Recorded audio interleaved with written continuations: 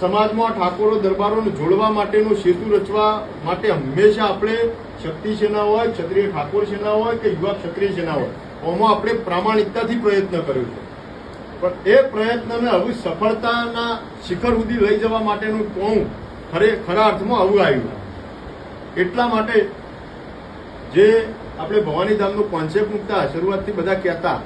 લોકો હસીમ કાઢી નાખતા, ઘણા બધા તો ઠઠ્ઠા મશ્કરીઓમાં લેતા. ભવાની ધામ કોઈ નાનો સૂનો ખેલ નહીં, 100 કરોડનો પ્રોજેક્ટ છે.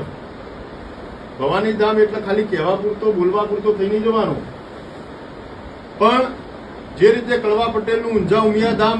લેઉવા પટેલનું કાગવડ ખોડલ ધામ,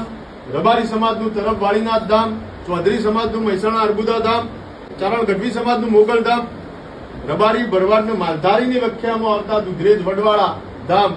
એ જ રીતે આખા ગુજરાતના ક્ષત્રિયો, એ ચાહે ઠાકોરો દરબારોમાં અલગ અલગ શાખાઓ, અલગ અલગ વંશ ભલે હોય, અલગ અલગ કુળદેવીઓ ભલે હોય, પણ આખા ગુજરાત અને ભારતમાંથી તમામ શક્તિપીઠોથી એક જોટ લાવી દરેક જગ્યાએ, ચાહે ઉજ્જૈન હર્ષિદમાની હોય, ચાહે માં હિંગળાજ માતાની હોય, ચાહે કામાખ્યા માતાજીની હોય, ચાહે જ્વાલાદેવીની હોય, ચાહે અર્બુદા માતાની હોય, ચાહે આશાપુરા માતાની હોય, ચાહે શક્તિ માતાની હોય, તમામ શક્તિપીઠોમાંથી શક્તિપીઠની જ્યોત લાવી અને એક જ જ્યોતમાં પ્રસ્થાપિત કરી અને માં આજ શક્તિનું ધામ, આ ક્ષત્રિયોની સંસ્થા એટલે ભવાની ધામ, અને એવા ભવાની ધામ બનાવવાની આપણી પ્રયત્ન.